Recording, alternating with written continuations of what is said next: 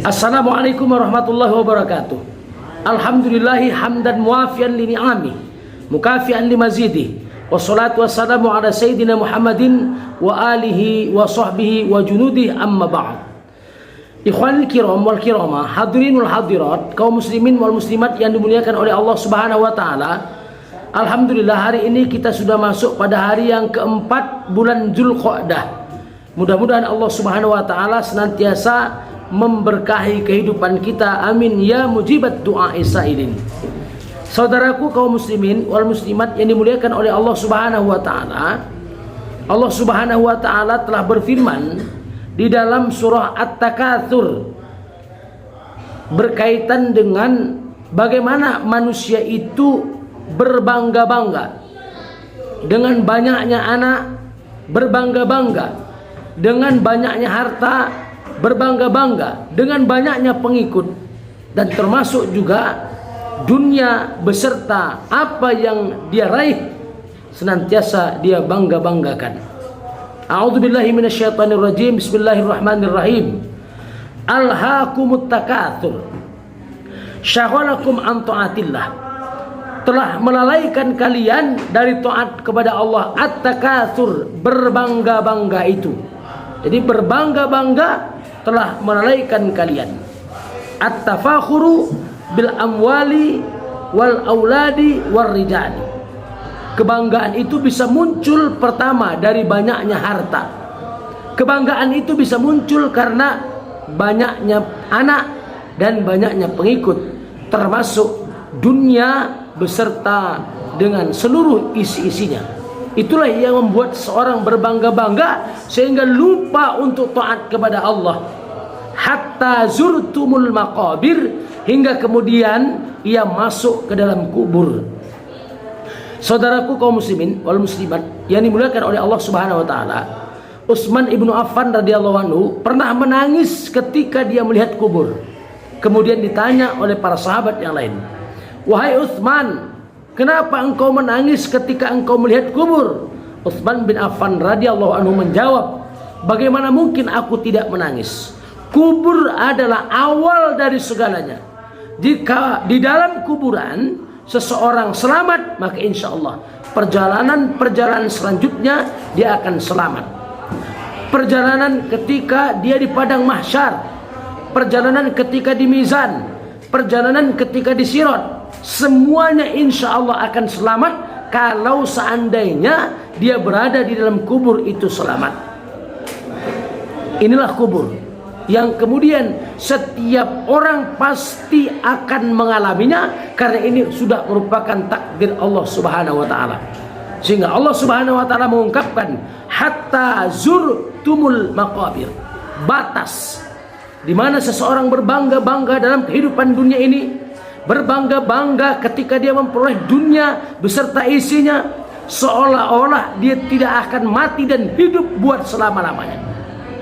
Karena itu banyak para ulama menyatakan bahwa dunia ini ibarat seorang musafir yang singgah di satu tempat, yang singgah di sebuah pohon, yang kemudian dia bisa beristirahat di bawahnya. Dia bisa beristirahat, melepas lelah di dalamnya, tapi satu saat pohon tempat dia berlindung, tempat dia melepas lelah, pasti akan ia tinggalkan. Begitulah dunia ini. Ketika kita dilahirkan oleh orang tua kita, kemudian kita masuk dalam kehidupan dunia ini. Dunia ini sesungguhnya tempat ujian bagi kita. Ujian di mana seseorang ketika berada di dunia, apakah dia mampu taat kepada Allah atau tidak, atau bahkan sebaliknya, dunia ini dia jadikan sebagai tempat kebanggaan. Tujuannya hanya hidup dalam kehidupan dunia, menghalalkan segala cara dalam setiap perbuatan-perbuatannya. Dia tidak tahu standar yang ada dalam kehidupannya. Padahal standar seseorang ketika dia hidup halal atau haram. Halal boleh dia melakukannya, haram jangan sampai dia melakukannya. Atau kemudian dia harus memiliki standar wajib, sunnah, mubah, makruh, dan haram. Wajib laksanakan, sunnah diupayakan untuk dilaksanakan. Mubah silahkan boleh pilih untuk melaksanakan atau meninggalkan. Makruh lebih baik ditinggalkan, dan haram wajib untuk ditinggalkan. Inilah standar hidup dalam perbuatan dan apa saja yang kita lakukan. Saudaraku kaum muslimin yang dimuliakan oleh Allah Subhanahu wa taala. Allah Subhanahu wa taala selanjutnya mengingatkan, kala sekali-kali jangan demikian. Saufa ta'lamun, pasti kalian akan mengetahuinya. Kemudian ada takkid penguatan dari ancaman pertama, tsumma kalla saufa ta'lamun. Kemudian sekali-kali jangan demikian. Jangan kalian berbangga-bangga dalam kehidupan dunia. Jangan menjadikan dunia ini tempat tujuan hidup kalian. Saufa ta'lamun, kalian pasti akan mengetahuinya. Kalla lau ta'lamuna ilmal yakin, jangan kalian berbuat demikian. Ada kehidupan yang pasti nanti akan menanti kita. Lau ta'lamuna ilmal yakin, pasti kalian akan mengetahui kehidupan selanjutnya dengan mata kalian sendiri, dengan indera penglihatan kalian sendiri, dengan indera pendengaran kalian sendiri. Kalian pasti akan mengetahuinya secara pasti. Apa yang akan diketahui? Latarawunnal jahim, kalian pasti akan melihat neraka jahim yang akan menanti kalian apabila kita berbangga-bangga dalam kehidupan dunia ini, sehingga kita lalai, lupa untuk taat kepada Allah Subhanahu wa taala.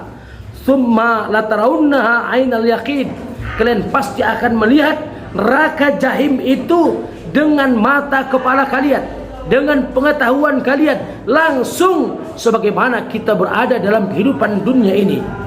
Tsumma latus'alunna yauma idzin 'anin na'im, kemudian kalian akan ditanya pada hari itu, yakni pada hari ketika kita dibangkitkan oleh Allah kembali nanti di padang mahsyar, 'anin na'im, tentang nikmat yang diberikan oleh Allah Subhanahu wa taala kepada kita. Banyak yang telah diberikan oleh Allah Subhanahu wa taala kita. Sesungguhnya harta yang diberikan oleh Allah Subhanahu wa taala kepada kita adalah amanah. Maka kalau kemudian kita punya banyak harta, maka harta itu akan menjadi penyesalan manakala harta itu tidak dipergunakan untuk taat kepada Allah.